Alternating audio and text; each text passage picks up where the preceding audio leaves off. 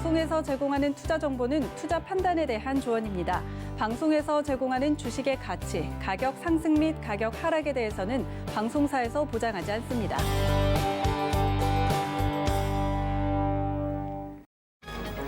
이 시각 헤드라인 뉴스입니다.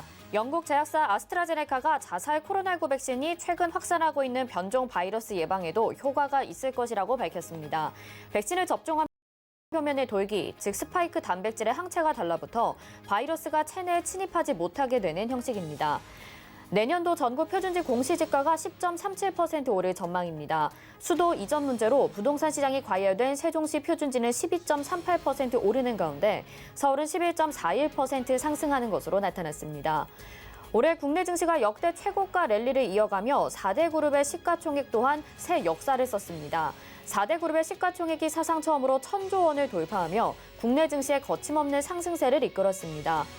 국내 조선업체들에 대한 액화 천연가스 운반선 발주가 잇따르는 가운데 삼성중공업이 추가로 4척을 수주했습니다. 향후 추가 수주에 대한 전망도 밝은 상황입니다.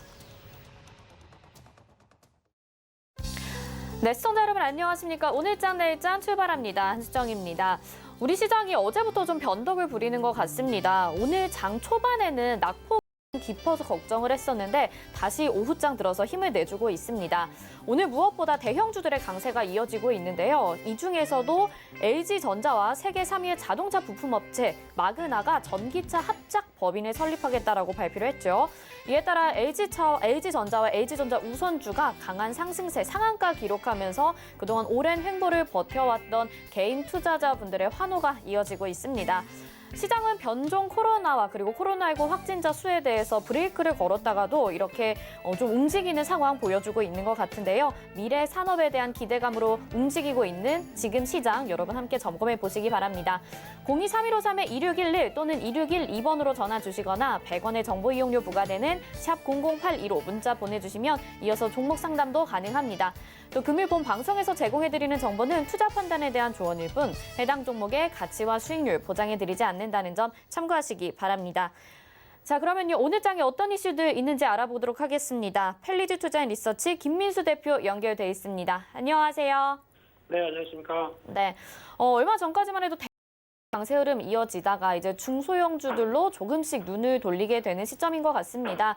이렇게 좀 시장에서 키 맞추기가 나타나고 있는 상황인 것 같은데요. 중소형주들의 최근 흐름 좀 어떤지 살펴볼까요?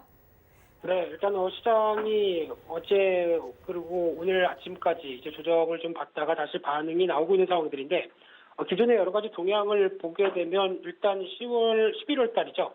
11월 달부터 시장이 강하게 반등을 하기 시작하고 같은 흐름을 보게 되면 오히려 이제 중형주가 조금 더 셌고 그밖에 지수를 못 따라간 게 소형주의 모습들이었는데 그러다 보니까 지난주 같은 경우 어떤 투자자별 매매 동향을 봤을 때는 코스피 쪽은 외국인과 기관이 팔아도 외국인들이 코스닥 쪽을 매수를 하면서 좀 변화가 들어오지 않을까라고 바라보고 있는 상황들이고요.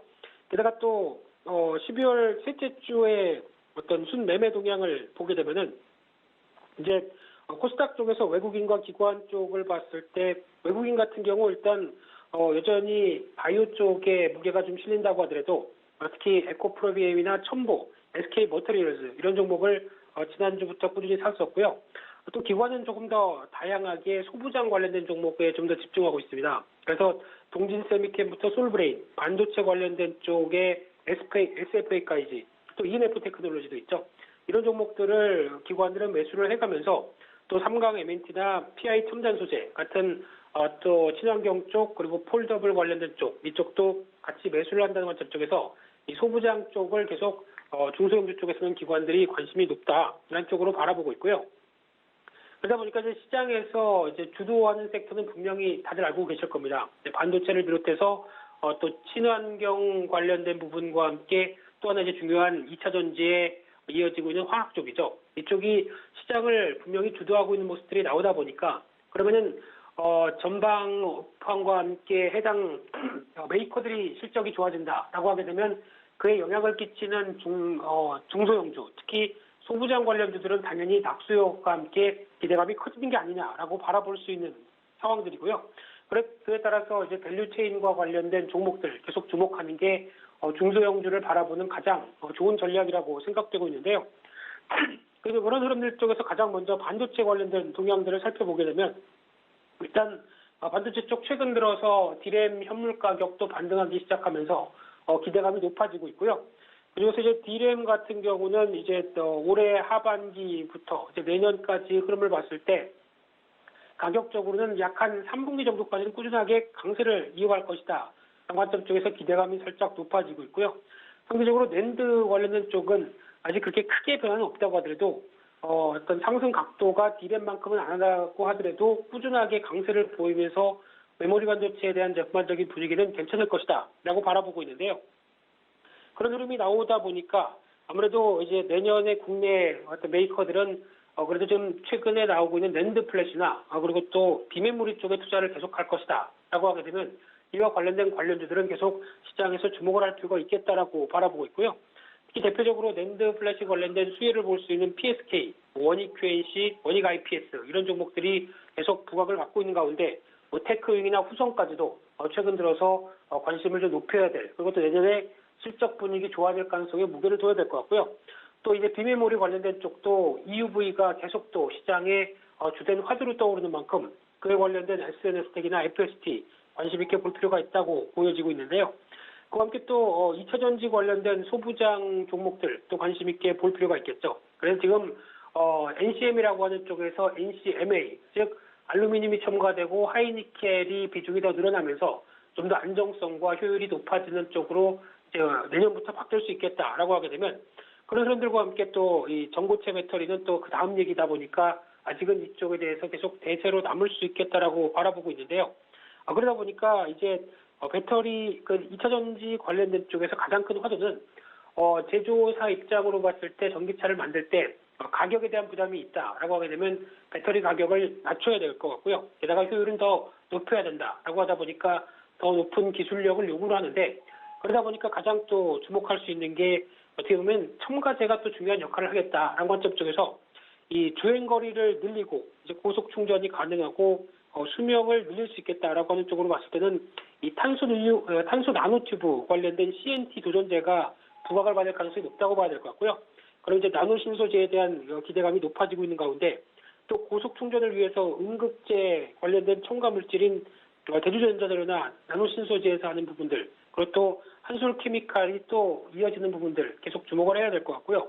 게다가 또 어떤 안정을 위해서는 저온이 필요하죠. 그러다 보니까 전액 첨가제 쪽에서 첨보나 캠트로스 관련된 쪽도 눈여겨볼 수 있겠다라고 하게 되면 결론적으로 봤었을 때 지금 나노신소재가 대표적으로 들어가는 첨가제 업체고 게다가 또 한솔케미칼도 대표적인 소재 업종 쪽에서 2차 전지로 확장된다라고 하게 되면 내년을 바라보는 입장 쪽에서 계속 관심을 가져야 될 대표적인 소재주라고 생각되고 있습니다. 네, 이렇게 종목들도 좀 자세하게 짚어봐 주시고요. 점점 더 안으로 들어갈수록 구체적으로 보시는 것 같아요. 2차 전지 쪽에서는 또 첨가제까지 잘 살펴봐야 된다. 이렇게 정리를 해주셨습니다. 이제 코로나19 상황 좀 짚어보도록 하겠습니다. 확진자 계속 늘고 있는 가운데 그동안에는 코로나19 수혜주들이 또 주목을 받았었다가요. 백신이 개발이 되면서 코로나 종식이 오는가 싶었는데 사실 좀 그렇지는 못한 상황입니다. 치료제 모멘텀들도 계속 남아있는 상황이고요. 이 코로나19 치료제에 관련된 종목들은 지금 좀 포트에 담아봐도 될까요? 어떻습니까? 네, 지금 나오고 있는 현상을 그대로 말씀드리고 싶고 하지만 주가는 많이 올랐습니다. 포트에 담는 것은 비추하고 싶습니다. 그래서 일단 최근에 나오고 있는 국내 업체들 쪽에서 치료제와 백신 관련된 동향을 보게 되면 치료제 쪽이 좀 더 많죠. 한 29개 업체가 어떤 승인을 받고 있는 상황들이고 백신은 한 5개 업체가 또 약물이죠. 이쪽이 또 진행이 되고 있는 상황들인데 쉽게 말씀드리면 지금 치료제 쪽에서는 셀트리온이 가장 앞서죠. 항체 치료제 쪽에서 이제 조만간 어느 정도 어떤 조건부 허가를 받지 않을까라는 관점과 함께 또 녹십자의 혈장 치료제 이쪽도 가장 빠르게 속도를 내고 있다라고 보게 되면 지금 치료제 입장 쪽에서 가장 많이 나오는 게 셀트리온의 항체 치료제고요. 또 녹십자의 혈장 치료제입니다. 그러다 보니까 이 두 가지가 무엇이 다르냐라고 하게 되면 일단 항체 같은 경우는 완치 환자에 이어지는 이제 혈액 중에서 우수항체를 선별해서 치료제를 개발한다라는 부분들이고 혈장 치료제는 그의 혈장을 추출해서 치료제를 개발하죠. 그러다 보니까 맞춤형 쪽에 좀 가깝다 보니까 아무래도 항체 치료제는 안정성이 높고 부작용도 적다. 그리고 특히 백신의 효과까지 기대할 수 있겠다라는 쪽에서 관심이 상당히 높은데 개발 시간이 좀 많이 길죠. 그런데 이를 많이 단축시켰던 관점 쪽에서 최근에 셀트리온이 부각받는다고 보시면 될 것 같고요. 혈장 치료제는 일단 개발 속도가 빠르긴 하지만 대량산에 대한 한계가 있다는 쪽에서 일단 조금 더 속도를 내야 되지 않을까라고 바라보고 있는데 그런 쪽에서 또 하나 이제 약물 재창출 방식도 같이 이어지고 있죠. 그래서 특히 기존에 어떤 신약 개발을 하다가 이번에 코로나19 사태가 이어지다 보니까 그의 적응증을 변형시켜서 좀 더 빠르게 약을 개발할 수 있지 않을까라고 바라보는 창출 방식인데요.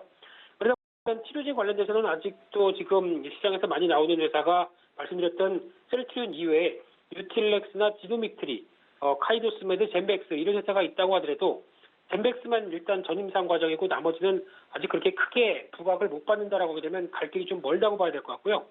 백신 관련된 쪽은 그래도 녹십자와 SK 바이오사이언스가 가장 그래도 좀 성과와 속도가 좀 나오고 있는 반면에 제넥신도 얘기가 많았지만은 아직까지 전임상 단계다라고 하게 되면 거의 뭐 내년 말까지도 가봐야 되지 않을까라는 쪽에서 시간은 조금 늦는 상황들이고요.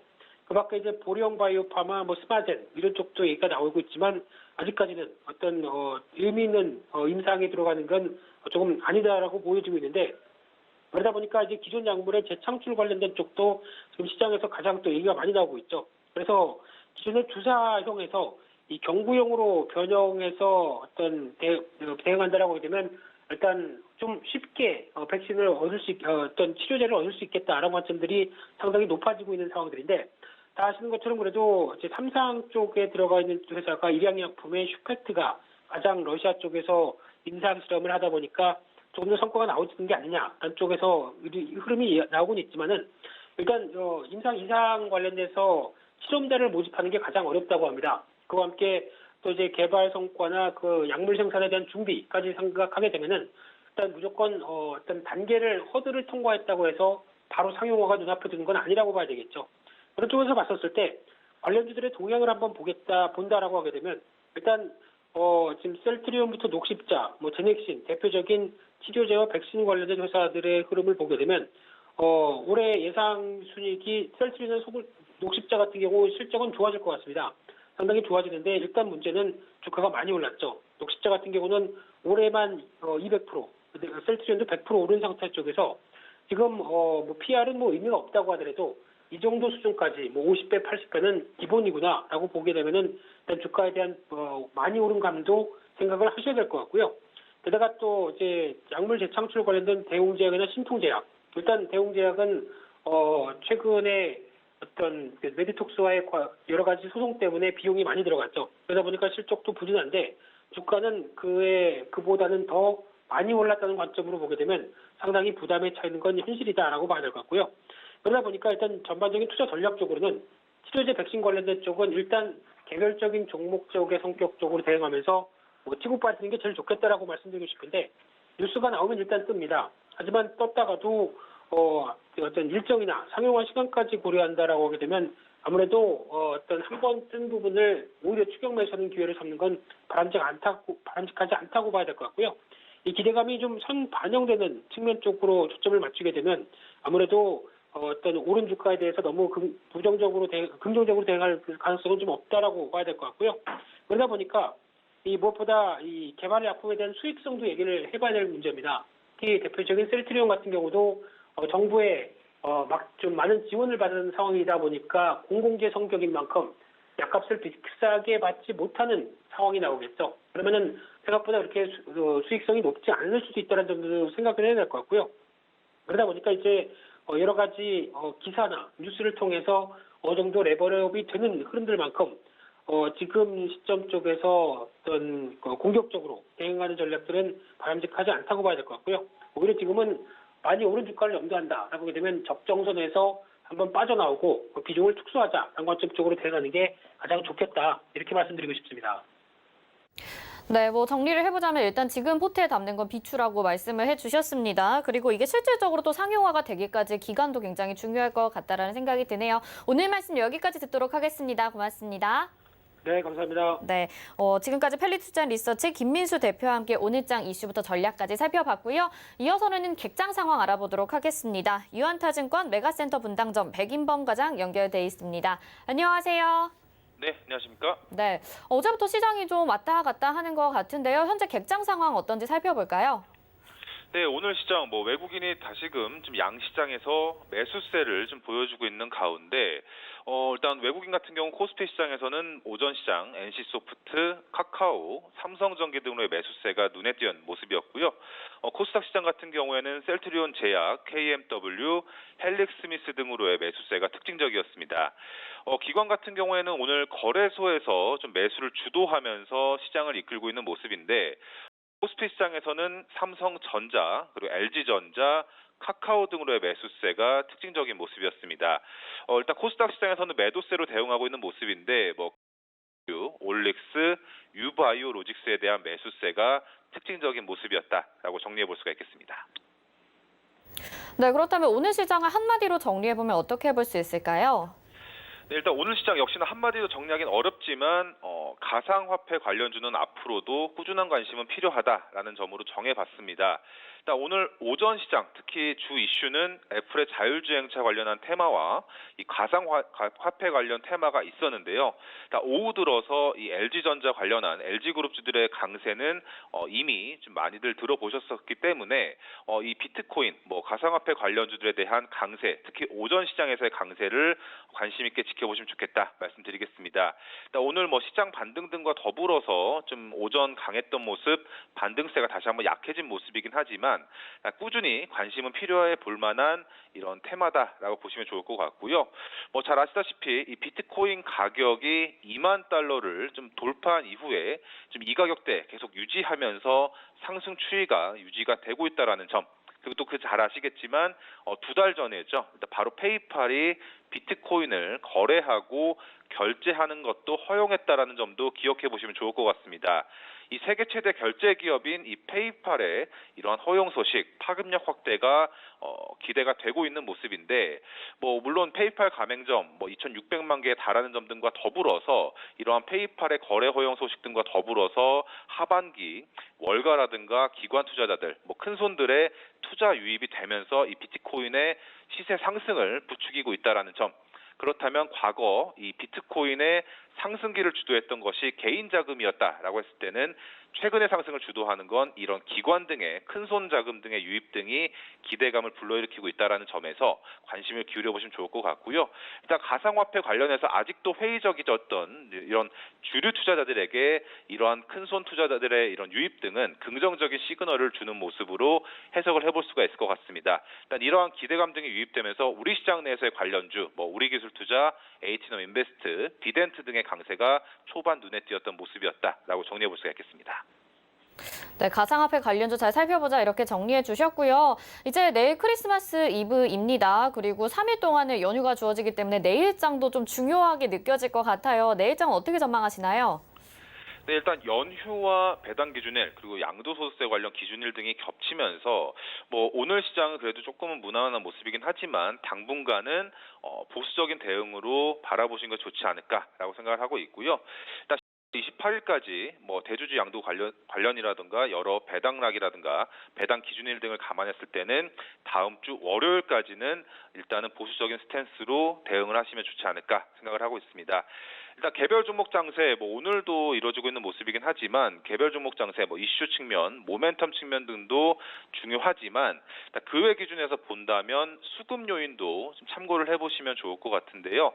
일단 기관 수급이 비어 있는, 그러니까 즉 기관이 그간 매수가 없었던 종목들 가운데 향후 모멘텀을 보유한 종목들은 관심을 가져볼 만하지 않을까라는 그런 아이디어를 좀 생각해 보시면 좋을 것 같습니다. 지난 거래일 지수 급락 사례처럼 연말 지수 하락 등이 혹시라도 추가로 나온다면 이 기관의 로스컷이 나올 수도 있다 보니 개별 종목들에 있어서는 시장 하락과 더불어서 이 로스컷에 따른 추가 하락 등이 발생할 요인도 잔존해 있다라는 점에서 기관 로스컷이 안 나올 수 있는, 그러니까 즉 기관 수급이 거의 없는 종목들 가운데에서 관심을 두시는 전략도 바람직하지 않을까 생각해 보시면 좋을 것 같고, 그러한 기준점에서 봤을 때는 송원산업, 동국제강, SBS, 한솔테크닉스, SL, 오이솔루션 등에 있어서 관심 기울여 보시면 좋겠다 말씀드리겠습니다. 기관의 로스컷이 거의 없는 종목에 대해서 관심 있게 보자 이렇게 말씀해 주셨네요. 오늘 말씀 여기까지 듣도록 하겠습니다. 고맙습니다. 네, 감사합니다. 네, 지금까지 이시각 객장의 백인범 과장이었습니다. 이어서는요, 이 시각에 어떤 종목과 섹터가 주목받고 있는지 알아보는 시간입니다. 이 시각 종목 핫3 이용석 캐스터가 알려드립니다. 안녕하세요. 이시각 종목 핫3 이용석입니다. 이 시각 시장에서는 어떤 종목과 섹터들이 주목받고 있는지 특징주 살펴보겠습니다. 오늘 준비한 종목은 LG전자, 모트렉스, 알체라입니다. 자, 먼저 LG전자입니다. 네, LG전자 현재 28.52% 상승한 11만 8,500원에 거래되고 있습니다. LG전자가 이 세계 최대 자동차 부품 회사인 마그나 그룹과 조인트 벤처 설립 가능성이 나오면서 강세 보이고 있습니다. 조인트 벤처가 설립될 경우에 오는 2024년 생산 예정인 애플의 자율주행 전기차에 부품을 공급할 수 있다는 분석도 나오는 만큼 투자자들의 관심이 집중되고 있는 상황입니다. 신설벤처의 지분율은 LG전자가 51%, 마그나가 49%를 보유할 것으로 알려졌습니다. 투자 금액은 10억 달러 수준이라고 합니다. 마그나는 글로벌 최대 자동차 부품사 중 하나고요. 자율주행 기술을 갖추고 있어서 애플이 자율주행 자동차를 생산할 경우에 부품을 만들 가능성이 높다는 분석 나오고 있습니다. LG전자 살펴봤고요. 다음은 모트렉스입니다. 네, 모트렉스 현재 7.47% 상승한 7,050원에 거래되고 있습니다. 자율주행 관련주 모트렉스 오늘 강세 보입니다. 애플이 자율주행 기술을 이용한 애플카를 생산한다는 소식이 어제부터 전해졌는데요. 오늘도 자율주행 관련주들 상승세 나타냅니다. 모트렉스는 애플과 구글의 자율주행 인포테인먼트 플랫폼 기술 인증을 획득한 것으로 알려졌습니다. 인포테인먼트는 정보를 뜻하는 인포메이션과 오락을 뜻하는 엔터테인먼트를 합한 신조어입니다. 정보혁명의 성과물을 실생활에 이용하면 인류의 삶을 혁신적으로 재미있고 즐겁게 만들어줄 수 있다는 것을 의미합니다. 자율주행 관련주 모트렉스 살펴봤고요. 마지막은 알체라입니다. 네. 알체라 현재 10.65% 상승한 37,400원에 거래되고 있습니다. 인공지능 AI 영상 인식 기업 알체라가 오늘 가파른 상승세 나타내고 있습니다. 알체라가 네이버 자회사인 스노우와 조인트 벤처 플레이스 A를 설립했다는 소식에 강세 보이고 있는데요. 플레이스 A는 네이버 스노우와 알체라의 기술력 그리고 서비스 노하우를 바탕으로 보다 폭넓은 인공지능 분야 연구와 솔루션 개발을 진행한다는 계획입니다. 알체라는 지난 21일에 코스닥에 상장을 했는데요. 공모가는 10,000원이었는데 현재는 3배를 넘었고요. 3일 연속 상승폭을 높여가고 있습니다. 알체라까지 살펴봤고요. 지금까지 이 시각 종목 핫3였습니다.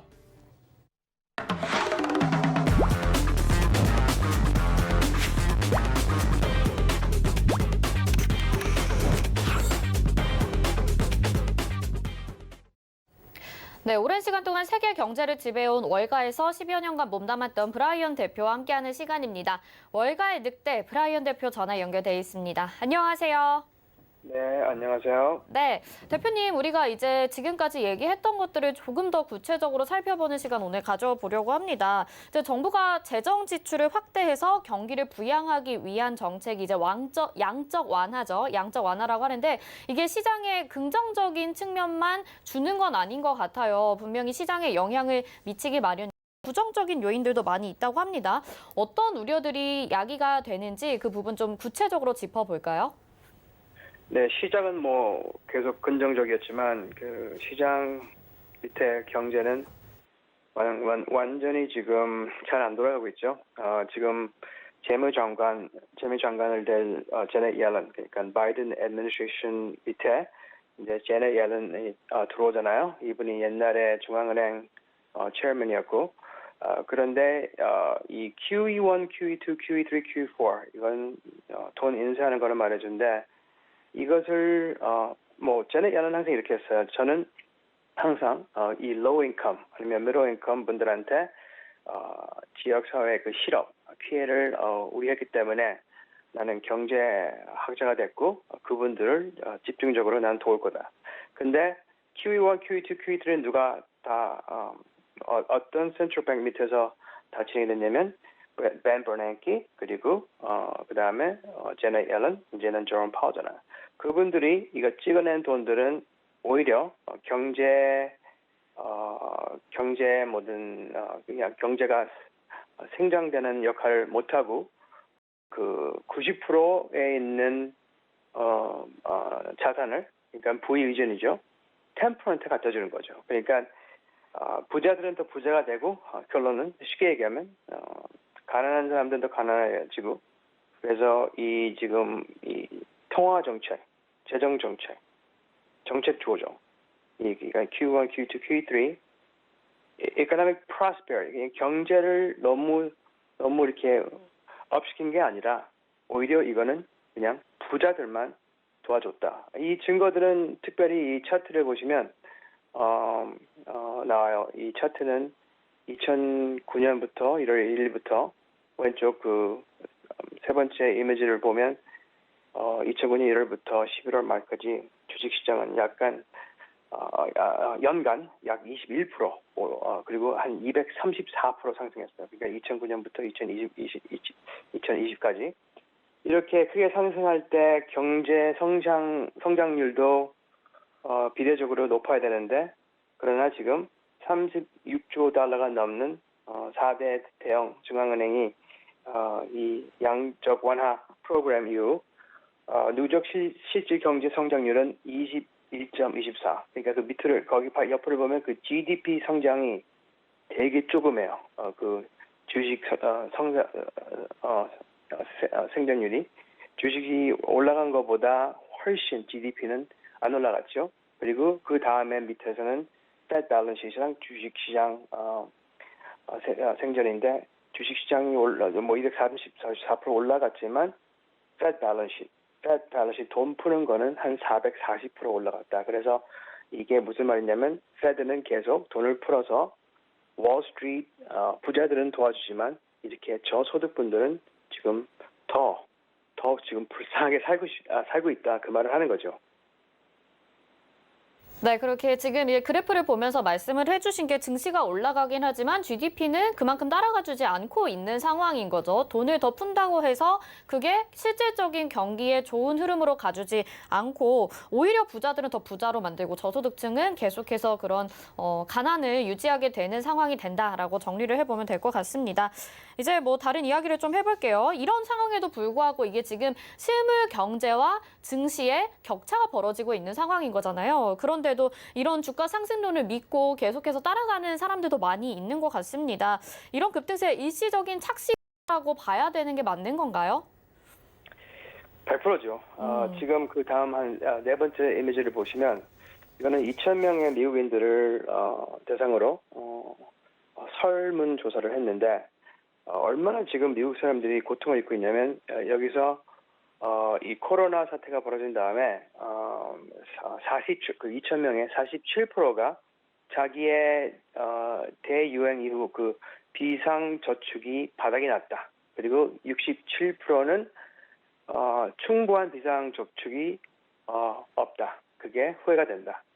그리고 지금 82%가 2,000명의 82%가 $500의 비상경비를 감당할 수가 없다. 생각해 보세요. 82%가 한 55만 원을 지금 비상으로 없대요. 그리고 지금 스티뮬러스 $900 billion 지금 패스했지만 거기서 시민들한테는 한 66만 원을 나눠준대요. 이제 말이 안 된다는 말이죠. 월스트리트 그런 좀비 회사들한테는 지금 몇 천억씩 몇 조씩 갖다 주면서 이 불쌍한 시민들은 지금 이렇게 지금 진행이 되고 있어요. 그러니까 저소득자들은 요새 뉴스 보면 지금 미국이 진짜 미국 같은 나라가 아니에요. 청구서를 지금 지불도 못하고 많이 진짜 되게 starving한 사람들이 지금 푸드뱅크에서 서서 지금 푸드를 지금 원하고 지금 그런 라인들이 지금 계속 있는데 이 상황이 진짜 그 버냉키랑 제넷 옐런이랑 제롬 파월 이 센트럴 뱅크들이 이렇게 잘한 건가요? 이것은 무엇을 말하냐면 QE1, QE2, QE3는 부자만 부자가 되지 경제 살리는 건 하나도 없다. 쉽게 얘기하면. 그리고 그 마지막 페이지는 그냥 이게 이제 어떻게 되면 어떻게 주식시장으로 이제 보이냐면 그때 3월달에 여기 중간에 보면 이렇게 빨간 이렇게 라인이 거 있잖아요. 그 검은 라인은 그 S&P 500이에요. 검은 라인이 그러니까 올라가면서 그 빨간 라인 이렇게 내가 그 등락 비율은 내려가고 있어요. 그러니까 시장 계속 올라가고 있는데 등락 비율은 안 좋아지고 있잖아요. 그래서 3월 달에는 큰 위기가 왔잖아요. 그래서 계속 오른쪽으로 보면 또 S&P가 지금 최고가를 가고 있잖아요. 근데 지금 등락 비율이 아주 안 좋게 나와 있어. 근데 그렇게 이게 다이버전스 하는 거잖아. 시장 올라가는데 등락 비율은 내려가고. 이럴 때 크래시가 올 가능성이 커요. 저는 꼭 크래시가 온다는 건 아니지만 여기서 이게 unsustainable. 그러니까 미국 정부가 이렇게 하는 거는 unsustainable 하고 S&P 500이 지금 25 times earnings을 트레이드하는 것도 unsustainable 하니까 크래시가 오지 않으면 큰 조정이 와야지만 이 시장은 다시 건강하게 상승적으로 랠리를 할 수 있는데 저는 이런 포인트를 항상 모아서 증거를 지금 시청자들한테 좀 보여주고 싶어요. 얼마나 지금 미국 경제는 시장을 볼 때는 매우 좋지만 그 시장 안에 경제를 보면 아주 매우 안 좋죠. 네, 뭐 계속해서 말씀을 해주시는 부분입니다. 그리고 실질적으로도 이제 미국 국민들의 대부분은 $500 이상의 경비를 감당할 수 없을 정도로 지금 힘든 상황이라고 하니까요. 우리가 너무 시장의 긍정적인 측면만 바라보는 게 아니라 이에 따른 대비도 해나가는 자세가 필요해 보입니다. 오늘 말씀 여기까지 듣도록 하겠습니다. 고맙습니다. 네, 감사합니다. 네, 지금까지 브라이언 대표였고요. 이어서 이슈 칼럼으로 이어집니다.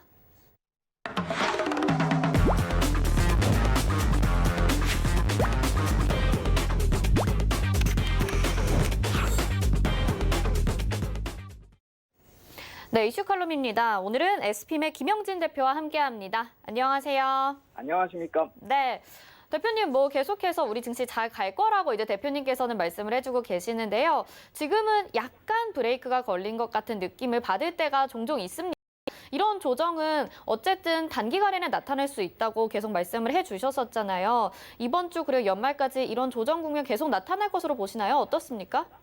예, 그래서 글로벌 유동성이 위축되는 구간은 조심하자 이렇게 말씀을 드리는 것이고요. 그것이 지난주에 이번 주 초, 다음 주 초가 약간 좀 부담스럽다 이렇게 말씀을 드렸던 것이고요. 그때 미국 국채 발행이 좀 무겁게 있기 때문에 그럴 때마다 또 우연치 않게 악재들하고 겹치면은 시장이 크게 조정을 받을 수가 있다라는 말씀을 드리는 것인데 최근에 보면 글로벌 증시들 다들 이렇게 이번 주 초에는 좀 조정을 보이는 모습입니다. 국채를 발행하고 국채가 발행 물량이 너무 많으니까 글로벌 유동성 위축이 되고 달러가 단기적인 강세로 보이고 그래서 따져보니까 전주의 저점 대비 이번 주에 달러가 한 1.46% 정도 고점을 기록했더라고요. 그래서 달러가 강세를 보이면서 더군다나 또 이머징 마켓 통화가 약세를 보이니까 이머징 마켓 자산 시장은 글로벌 유동성이 외면하면서 더 위축이 된다 이렇게 볼 수가 있겠죠. 어떻게 보면은 이번 주만큼은 이머징 마켓 시장이 글로벌 시장에서 상대적으로 좀 더 안 좋았다 이렇게 볼 수가 있겠습니다. 근데 미국 국채 발행 시기에 맞춰서 뭐 악재가 발생된다, 뭐 미국 국채 발행을 잘 시키려고 일부러 저런다라고 음모론으로 결부시킬 필요는 없어 보이는 것이 유동성이 위축되니까 자산 시장의 반응이 좀 더 크게 나타난 정도 이렇게 이해하면 될 것이다. 이렇게 생각을 하면 좋을 것 같다 이렇게 생각이 들고요.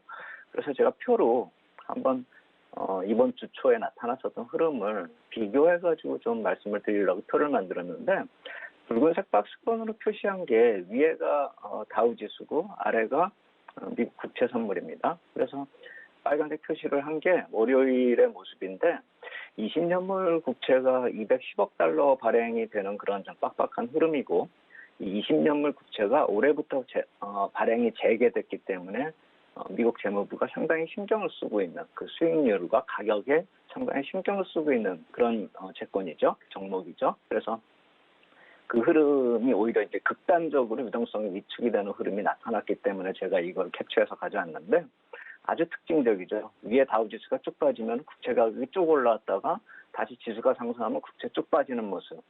원래 채권 시장하고 자산 시장 주가 지수가 저렇게 완전히 극단적으로 움직이지는 않습니다. 그리고 그날 또 재료가 나타난 게 바이러스 관련돼 가지고 변종이 나타났다 이 얘기하고 부양책이 타결된다 이런 이슈가 배경이라서 그래서 주가 지수도 급등락을 보였고 채권도 같이 움직였다 이렇게 보면 되겠는데 과연 저렇게 극단적으로 움직이는 것이 재료 때문만으로 가능할까 이렇게 생각을 해본다면 글로벌 유동성이 위축이 되니까 수급이 민감하게 작용되는 기간에 저렇게 재료가 나타나서 더 극단적으로 나타났다. 이렇게 해석하는 게 맞겠죠.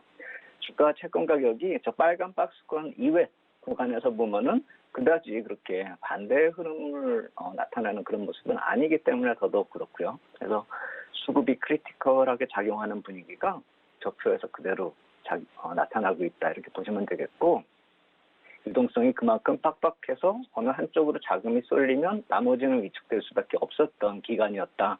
그래서 전체적으로 자산 시장이 좀 조정을 보일 가능성이 큰 것이다.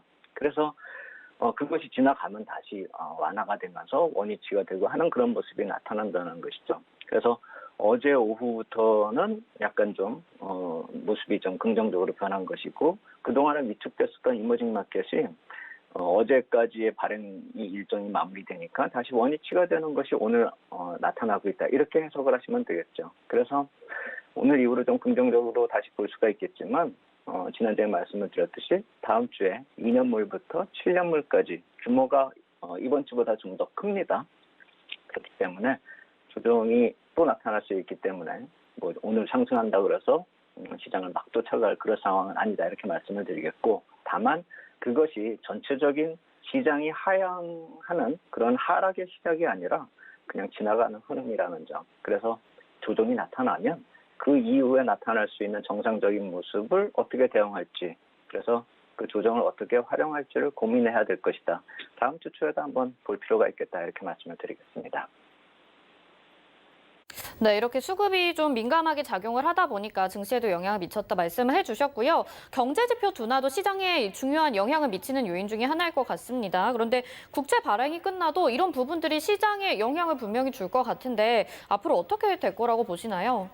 예, 둔화되는 이제 경제지표가 상대적으로 빨리 회복되는 거에 비교해서 둔화되고 있다. 이렇게 보시는 게 맞을 것 같습니다. 그러니까 둔화된다 그래서 악화되는 수준으로 진입하는 것은 아니다. 이 말씀을 드리고 싶은 것입니다. 그래서 제가 어떤 자료가 과연 이 상황에 잘 맞을까를 따져봤는데, 이 연말로 갈수록 자료들이 엄청나게 많이 나오는데 그중에서 제가 아틀란타 페드 쪽에서 나온 자료가 가장 적절치 않을까 해가지고 지난주 후반 쪽에 나온 자료, 이것을 한번 예로 들려고 표를 가져와 봤습니다. 이게 분기별로 퍼센트 체인지니까 전분기 대비 이제 전년도 분기 비교를 하는 것인데, 아틀란타 페드에서 이 GDP Now 이렇게 해가지고 하나의 툴로, 자체적인 툴로 계절적 요인을 감안하고 자체 분석 툴이 있는 그 방법으로 이제 수치를 뽑는 그런 겁니다. 그래서 이 수치는 그냥 우리가 미국에서 정부에서 내놓는, 재무부에서 내놓는 GDP 수치하고 좀 틀립니다. 그래서 절대 수치를 볼 것이 아니라 방향하고 그 수준을 좀 볼 필요가 있는 것이죠. 그래서 저 녹색 수준을 보면은 11월에 급하게 올라오고 12월부터는 정체 상태에 빠지는 걸 볼 수가 있죠. 그렇다면은 11월에 회복이 나타나면서 주가가 왜 강했는지도 또 답이 되겠죠. 그것이 제가 빨간 박스권을 표시한 겁니다.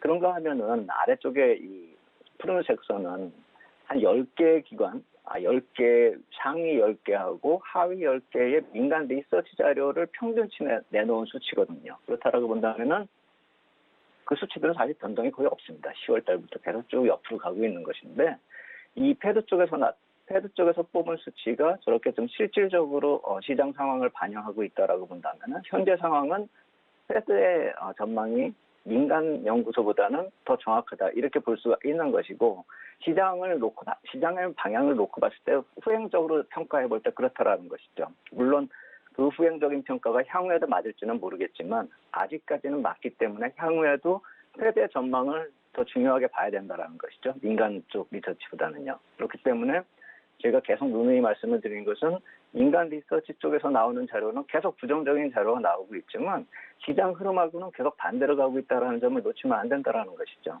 일단 저는 패드를 계속 믿자, 이렇게 말씀을 계속 드리는 것이고요. 그리고 저 표에서 보시면은 11월에 계속 상승을 했기 때문에 민간 리서치보다도 성장률이 절대치 자체가 고공권에서 계속 정치하는 상황이기 때문에 높은 수준에서 계속 유지되고 있기 때문에 전 분기보다 좀 긍정적으로 변화가 되지 않더라도 인플레이션이나 성장률은 계속 높아질 수가 없기 때문에 개선되지 않아도 저 높은 수준에서 유지가 되기만 해도 시장은 크게 악화될 일이 없다라는 것이죠. 그래서 12월에 지금 주식시장이 조정이 지속되는 이유는 이러한 지표의 정체 상태를 이유로 볼 수 있겠고, 다만 저러한 절대치가 아까 말씀드렸듯이 계속 어느 수준 이상에서 계속 머무른다라고 한다면 그것이 다른 지표 쪽으로 개선되는 흐름으로 이어질 가능성이 높습니다. 그래서 이게 이어진다라고 한다면 12월은 좀 조정이 나타나더라도 지표가 1분기부터, 그러니까 빠르면 1월 내지는 중반 이후부터는 경제 지표 자체도 강한 반등으로 이어질 수 있다는 점을 좀 놓치면 안 될 것입니다. 그렇기 때문에 계속 말씀을 드리지만 조정이 나타나도 중기적으로 자산 시장의 상승세는 계속될 것이다. 이런 기대감을 버릴 필요가 없겠다 이렇게 말씀을 드리겠습니다.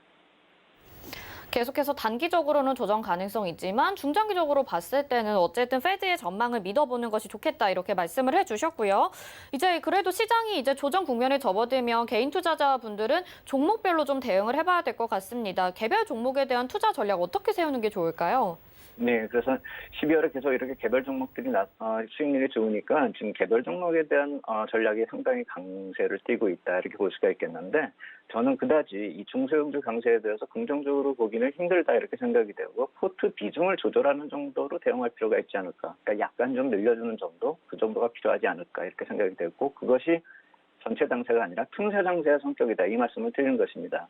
자본금 구매별로 수익률 흐름을 좀 따져보니까 지금 까만색 선으로 제가 표시한 것이 대형주 지수고요. 그리고 빨간색 선하고 분홍색 선이 중소형주, 그러니까 빨간색 선이 중형주, 오렌지색 선이 소형주, 그리고 푸른색 선이 코스닥 수익률입니다.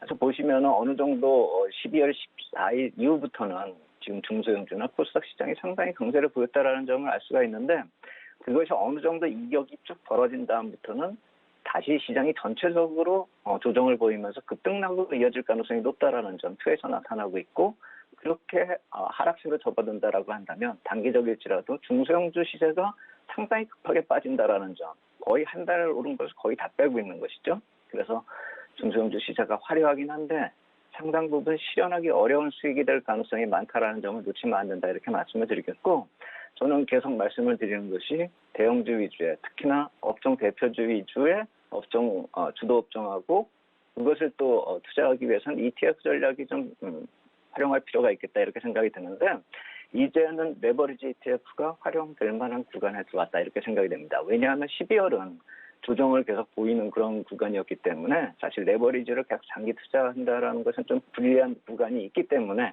제가 예전에 한 9, 10월경에는 레버리지 얘기를 하다가 12월 들어서 안 왔는데, 이제부터는 지수 방향이 잡혀가는 12월 후반부부터는 IT나 에너지화학 레버리지 ETF가 좀 활용의 적기가 되지 않을까. 더불어서 이 IT를 계속 말씀드리는 그 와중에서 이 삼성전자 같은 경우는 이 상승장의 시작이자 마무리가 될 것입니다. 그렇기 때문에 삼성전자를 중심으로 한 IT 업종은 이 시장을 진입할 때 가장 먼저 진입하고 끝까지 보유가 될 업종이다. 그리고 종목이다. 이렇게 말씀을 드리겠고, 여기서 한 가지 중요한 것은 중소형주 전략을 무시할 필요는 없다라고 생각이 돼서 제가 한 가지 덧붙인 게 해외 액티브 ETF 접근 전략입니다. 지수가 부담이 되기 때문에 액티브 펀드 쪽으로 가야 된다라는 얘기들이 많이 나오고 있습니다. 그다음에 12월에 이 액티브 펀드 수익률 비교가 나오고 평가가 나오고 있습니다. 리서치 쪽에서 그렇게 나오고 있거든요. 그러니까 펀드 리서치 쪽이요. 해외 쪽에서 나오는 자료들이요. 그래서 국내에서는 사실 액티브 ETF를 좀 찾기가 힘듭니다. 그런데 우리가 보통 해외의 액티브 ETF 중에 대표적인 게 아크 인베스트 쪽에서 나오는 그 시리즈가 가장 대표적인데, 아크 이노베이션 같은 경우가 뭐 나스닥하고 바로 비교가 되고, 아크 인더스트리얼 같은 경우가 다우하고 비교되고, 아크 지노믹 레볼루션 같은 경우는 생명공학으로 바로 연결이 되죠. 그래서 그와 비슷한 여러 가지 ETF들이 이 액티브 성격으로 해외에서 좀 많이 상장이 되어 있습니다. 그렇기 때문에 개별 종목을 고를 때 해외 액티브 ETF를 선정을 한다라고 한다면 그 종목 선정의 리스크가 많이 줄어들 수 있기 때문에, 향후에 이 개별 종목을 좀 투자하려고 마음을 먹는다라고 한다면 해외 쪽의 액티브 ETF가 투자 대안이 될 수 있다는 점, 결국 우리나라 쪽에서도 대표 업종을 중심으로 한 ETF하고 더불어서 해외 쪽은 액티브 ETF 쪽으로 접근한다면은 21년을 준비하는 그런 종목 선택으로 오히려 이쪽이 대안이 될 수 있지 않을까 이렇게 생각이 된다 말씀을 드리겠습니다. 네, 이렇게 좀 종목에 대한 전략들까지 살펴봐 주셨는데요. 오늘 말씀 여기까지 들어보도록 하겠습니다. 고맙습니다. 감사합니다. 네, 지금까지 SBI 김영진 대표와 함께했고요. 이어서 도너 리포트로 이어집니다.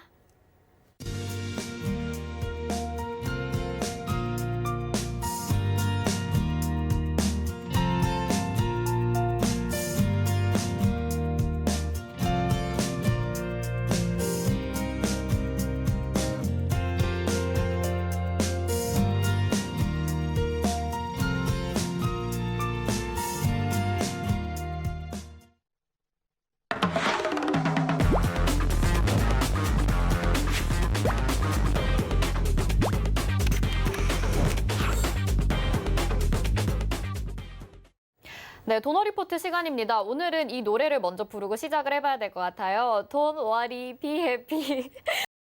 오늘 도너 리포트 좀 자세히 살펴보시면 도움이 될 것 같습니다. 운영 원칙 먼저 만나보기 전에 인사드려볼게요. 샘플러스 이주연 전문위원과 함께합니다. 안녕하세요.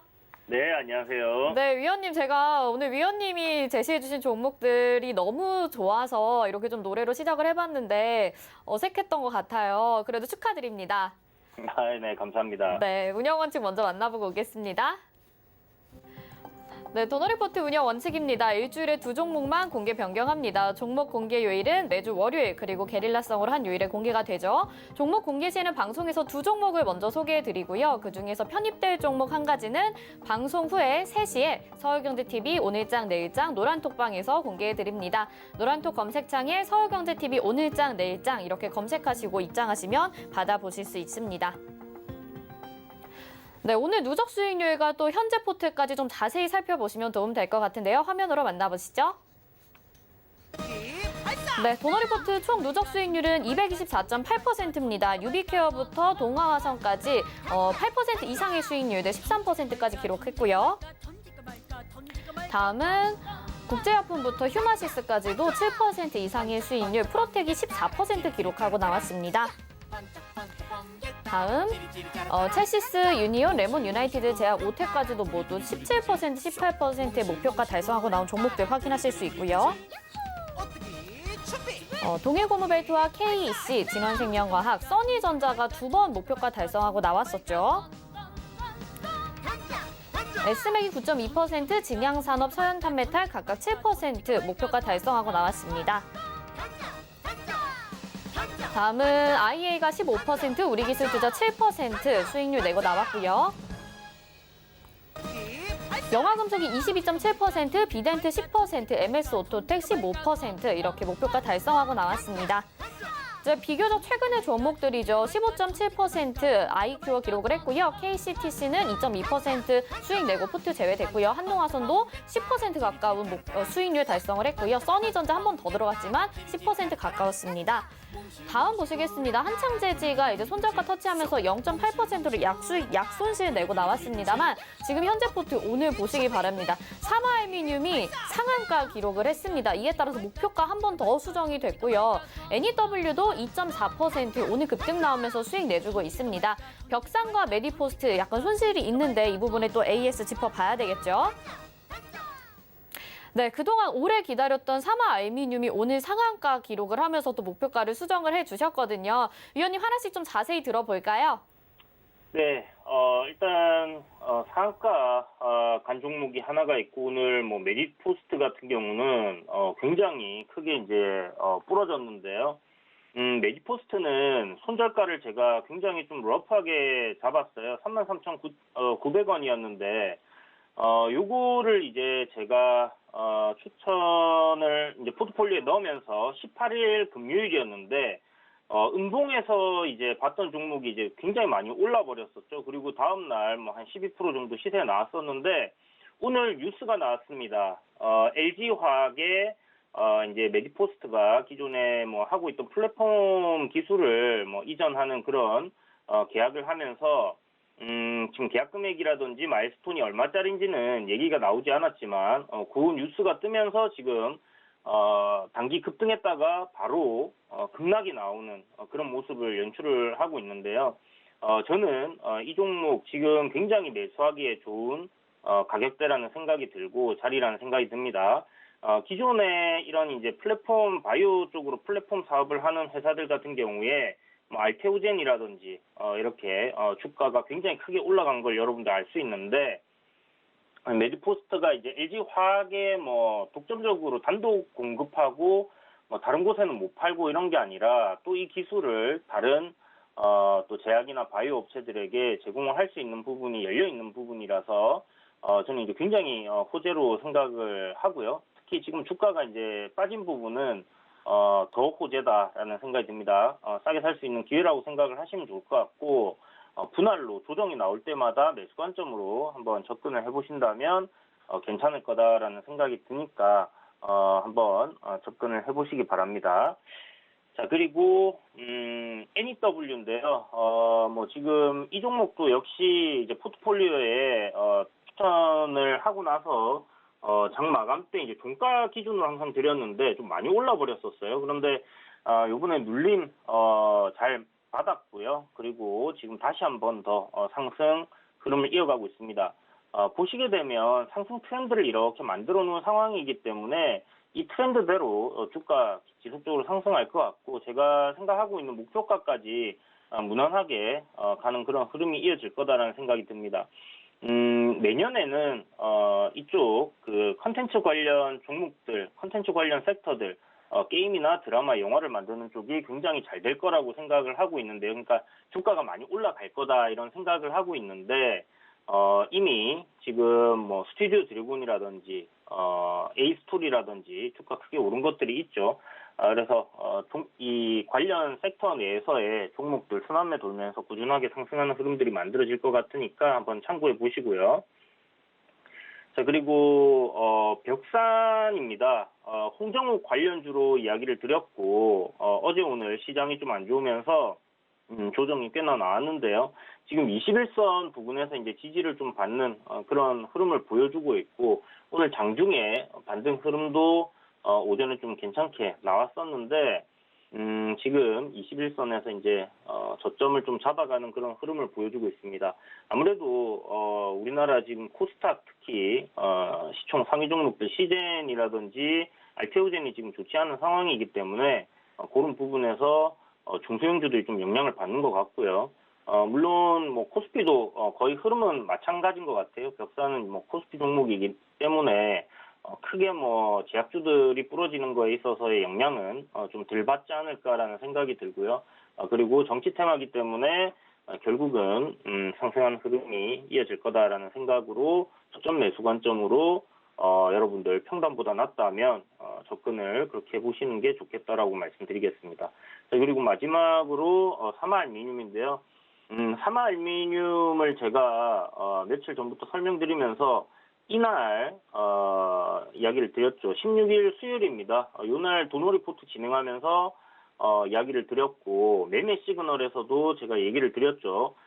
그 다음 날인가 이렇게 해서 매수 안 하신 분들이 있으면 지금이라도 매수하시라고 말씀드렸어요. 이때가 한 4% 정도 수익권이었는데 수익권이지만 매수를 해도 괜찮다라고 이야기를 드렸던 부분이 이제 단기적으로 이 수렴하던 구간에서 변곡점이 나왔다라는 생각이 들었기 때문입니다. 그리고 나서 갭이 뜨고 음봉으로 그저께 밀려내릴 때 제가 여러분들께 드렸던 게 요 구간에서는 매수를 하셔야 된다. 그런 관점으로 말씀을 드렸고 오늘 아침에 채팅방에서 음봉으로 밀려 내려오니까 어떻게 해야 되냐길래 사셔야 된다라고 말씀드렸죠. 오늘 상한가 갔는데요. 호재가 뭐 이 2차전지 쪽으로 움직여 버렸습니다. 김부겸 관련주로 지금 뭐 시세가 더 나올 거라고 봤는데 어쨌든 뭐 사마알미늄 음박 관련해 가지고 지금 2차 전지 관련주로 오늘 나온 뉴스가 LG 전자에서 그 분산한다는 내용으로 지금 LG 그룹주들 다 급등을 했는데 그것과 함께 이슈를 같이 한다 보면 될 것 같고요. 오늘 거래량 나온 모습을 봐서는 추가적으로 한 번 더 시세가 강하게 터질 가능성 상당히 높다는 생각이 듭니다. 그래서 목표가를 12,500원 정도로 올렸다 이렇게 생각하시면 될 것 같고 내일 아침에 시초가 갭 뜨고 시작한다면 뭐 조금 밀릴 수 있을 것 같아요. 근데 갭이 일단 크게 떠준다 하면 일정 부분 여러분들 이제부터는 수익을 실현하시는 방향으로 챙겨가시면서 목표가까지 한번 끌고 가보신다면 좋은 결과 있지 않을까 이렇게 생각됩니다. 네, 오늘 상한가 간 사마 알미늄 가지고 계신 분들 진짜 수익 축하드리고요. 이주연 위원님도 축하드릴게요. 저희 노란톡에 들어오시면요. 이에 대한 자세한 정보 더 받아보실 수 있습니다. 서울경제TV 오늘장 내일장 입장하시면 되겠습니다. 또 아쉬운 분들은요. 포트 정리 위해서 저희가 연말 특집 준비를 했습니다. 포트폴리오 점검 023153-2611 또는 2612번 샵 0082번으로 문의 보내주시면 되겠습니다. 위원님 여기서 인사드릴게요. 고맙습니다. 네, 감사합니다. 네. 금일 본 방송에서 제공해드린 정보는 투자 판단에 대한 조언일 뿐 해당 종목의 가치와 수익률 보장해드리지 않습니다. 참고 부탁드리고요. 저희 여기서 마치도록 하겠습니다. 고맙습니다.